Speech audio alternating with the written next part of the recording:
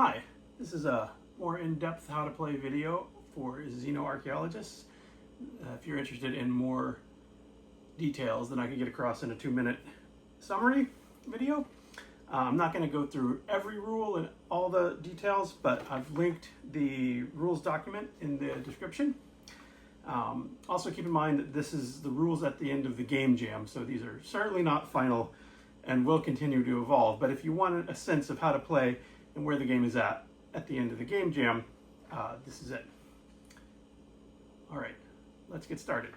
Okay, I've got it all set up here to start the game. I've got 4 cards in the market. The event deck is shuffled, and everyone has 3 cards from their starting deck. In a 4-player game, each player would control 1 character. In a 2-player game, each player controls 2 characters. A 3-player game, you'd give somebody this Carl token, and they would control their character plus Carl. At the end of Carl's turn, they would pass it to the next player, clockwise, and so on. But I'm playing a solo game, so I get to control all 4 characters. So to get started, the way the game flow works is there's no set turn order. You flip over from the event deck, which is either a character or a event card. So let's see what we get. Okay, so Teresa gets to go first. And right now the airlock is closed, but she has 3 energy and she wants to get out and start exploring. She also could buy some cards. So since the airlock is closed, I think she's just gonna spend 3 energy and buy this breakthrough card, which will go into her discard, which will let her add a breakthrough, which is also her special ability, but she only gets to use that once per round. So she's planning to do a lot of the science. All right, so next, let's see who's next. Okay, it's a cosmic radiation storm. So this means anyone that's outside of the airlock, or if the airlock is open, will take 1 damage. But luckily, the airlock is closed. But this doesn't happen yet. So this will go here in the event queue, and it will happen after the next player takes a turn. So it's kind of like a free turn, except we can't go outside. Another event's coming. It's a critter attack. That's going to cause a lot of damage distributed among characters that are outside of the airlock. So I think we might want to hunker down in the base a little while. And a dig site collapse. So a lot of stuff is going to happen. The dig site collapse is actually not all bad because it reveals some of the artifacts. So every character, if there's a character at a dig site, you can take 1 damage up to 3 times to reveal a research token. Oh, these are left over. And, but they take 1 wound from that. So we'll see what happens there. Let's see. Okay. So now Jasper's going to take a turn, and he's in the, they're in the command center. And so we have all this stuff coming up. So I was thinking that Jasper would open the airlock, but I think they might just hunker down and buy some cards. So they could use a deluxe tricorder. Seems like a good card. And this 3rd energy just isn't going to get used. That's too bad. So now we resolve, because it's the end of a player turn, we resolve this. So nobody's outside, nothing happens. Great. Okay, Synthetic Carl's turn. Carl wants to go outside too, but there's a critter attack coming. And so I don't think I want to deal with that right now. So, oh yeah, we've got to refill the market up to 4. I forgot to do that. And so Carl's got his RAM disk, which he could keep equipped, which lets him store research and move it around. And the tricorder lets him do a science roll. Unfortunately, Carl only has 1 energy, and that's not enough to buy any of that stuff. So Carl is just going to have to pass their turn. Unfortunately. Oops. I forgot to draw back after they took their turn, so let's do that. Okay. All right. Next, we resolve the critter attack because it's the end of a turn. Nobody's outside. No critter attack. That's great. So now Walter Brick's turn, and this dig site collapse is coming up, but we actually might want that to happen if we can get Walter to an artifact, but we can't because he only has 2 energy, unfortunately. So even though Jasper's in the command center, I'm going to spend 1 energy to move him to the command center and another energy to open the airlock. My airlock is slightly defective, so and he's got his stim pack, which he could keep equipped. And an equipped card is any card that has a character on it and that a little meeple icon. And that means any character in the same location can use it if the player controlling him agrees to it. So Walter can take damage to the stim pack instead of his health. He also has more health than other people. And when this fills up, it gets discarded. But there's not a lot of damages. We missed some chances for damage, and I don't think he's going to need it, so he's going to discard all 3 of these to get some new cards. All right. So now we're all set up. The airlock's open. We're ready to go. Dig site collapse happens. Nobody's there, so it's a nothing. Okay. Oh. All right, so I got an airlock malfunction closed. It'd be great if it was open, but it's closed. So that means the airlock broke. The airlock is very finicky. So we close the airlock and we roll this dice, and this is how much needs to be repaired. It has 5, which is great. This is an immediate one. See that icon? That means it happens right away. It doesn't go into the event queue. All right. Now it's Jasper's turn again. So Jasper does have some rapid movement. And they are in the control center, which also lets you repair the airlock with a science roll, but they don't have a science card. So I think they're just going to do the simple thing and use the rapid movement for 1, even though it's up to 2. And they're going to spend these 2 energy to repair this, which puts us down to 3 from 5. So making progress on that airlock, but we're still kind of stuck in there. Jasper's deck ran out, so they shuffle their discards and draw a 3rd one. All right, you probably should have been buying more cards because they're pretty sparse right now. All right, okay, Calm Winds comes up. That's great. That's an event that nothing happens. So that means we're going to get a little break. Oh, but then Xenomites come up, and the Xenomites are going to eat half the food on there, and we don't have any food in storage yet, which is kind of bad. Because when this runs out, we have to pay 1 food for each person except Carl.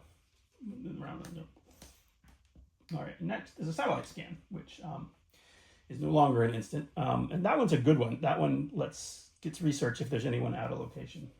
So that's good. And it's Carl's turn again. All right, so we need to repair this airlock. Carl is here. He's got 3 energy.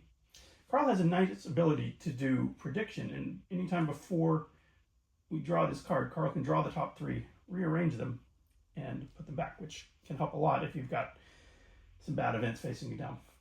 But we don't need that right now. Right now, Carl's got 3 energy, and there's 3 damage to the airlock, so he is just going to repair it. He happens to be at the robot spot, so he can do that. So the airlock is now repaired. It is still closed because it malfunctioned in a closed state, but that's how it goes. The airlock is not very reliable in space. Okay, who's next?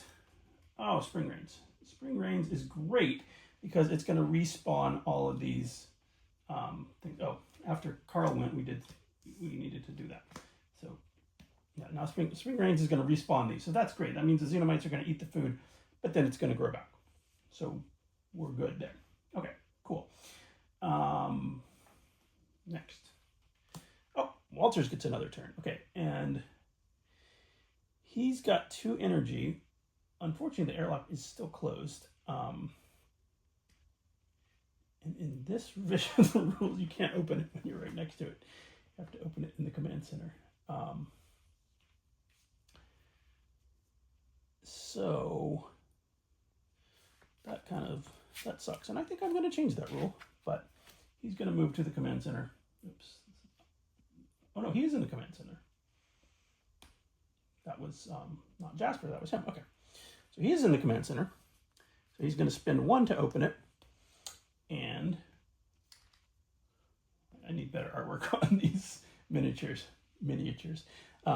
He's going to open it, and then he's going to move here to the airlock with everybody else. That's great. We're having a little trouble getting out of the base this game, but that's okay. And he doesn't need his tricorder today. So, all right, let's redraw here.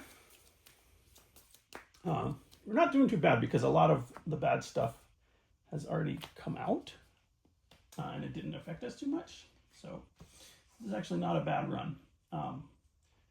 The Xenomites come and they eat half the food rounded up. So that's pretty bad, but we know it's gonna come back. So it's not that bad. All right, so now we know a satellite scan is coming. It'd be great if we could get some of the characters to these dig sites. And Jasper is good at movement, and it's his turn, so that's great. They can just spend 2 energy to go here to get to the dig site. It's 1, 2. The airlock's open. It costs 2 to move it through. Oh, that's right. It costs 2 to move through, so I could have moved through. But it's a waste. So, and Jasper's got a tricorder, so they can do a science roll, which is not a super good chance without boosting it, because you have to roll a breakthrough, which is this star icon. So maybe, but you know, they're not going to use the card anyway. So let's see what they get. Oh, that's great. So they got a breakthrough, and they got 2 research. That means they got, so if they had not had this breakthrough symbol, doesn't matter how many research symbols, which for some reason look like swords, they wouldn't get anything. So if you rolled this, even though it's 3, you'd get nothing. But this one is probably the best result on here for them, because they get 2 and a breakthrough. So that's great. So now we have 2 research here, and then we resolve the satellite scan at the end of the turn, which means anywhere there's somebody at a research location, at a relic location, they get another one. Okay, so that's great. They are almost, this research is almost discovered. I haven't been buying a lot of cards, which is going to come back to bite me later. Okay, so now we resolve Spring Rains, which is good because we put the food back. And now maybe next time Jasper can do some harvesting. And the airlock malfunctions yet again. But this time it malfunctions open, and most of the bad stuff has already happened, so I don't really care. It's going to have 3 damage to fix it, or 3 repair to fix it. So that's all right. That's an instant. Next, oh no! This is the worst. I mean, I should have seen it coming because there's only 2 cards left. This is the worst possible outcome. As it means there's a mudslide, which means this is going to go away. We're going to lose all the progress here, unless Teresa can manage to fix it. Unfortunately, she only has 1 energy, so she can only move 1, and that's not enough to get here, which is really unfortunate, because if she just had 1 other way to move, or a little more energy, maybe she should have been buying some cards, then she would have been able, maybe, she's got this research, and she would have been able to fix the, to do this and complete the key. I mean, artifact. But unfortunately, she does not. So the mudslide happens. All this progress is lost. Ouch. And then it's the end of the round. And so what you do at the end of the round, not much changes. You just reset this, but you have to feed everybody. And so we don't have anything in food storage. So that means everybody who's not Carl, because he's a robot, takes 1 wound of damage. And they are very hungry and not very happy. But, you know, that's how it goes on a dangerous planet. So that was not a great round, but it wasn't terrible because we took a little injury. And yeah, so that's the end of the first round. And I think I'll stop here because I think that's a good sense of how the game plays. You are welcome to read the rules document if you want any more details, and maybe I'll have a tabletop simulator version of it soon. Let's just see what's going to happen next. Oh, Teresa gets another turn. These got discarded. All right. I don't know what Teresa's going to do. Maybe she'll go do some research. We'll have to find out later. But thanks for watching, and enjoy Xeno-Archeologists.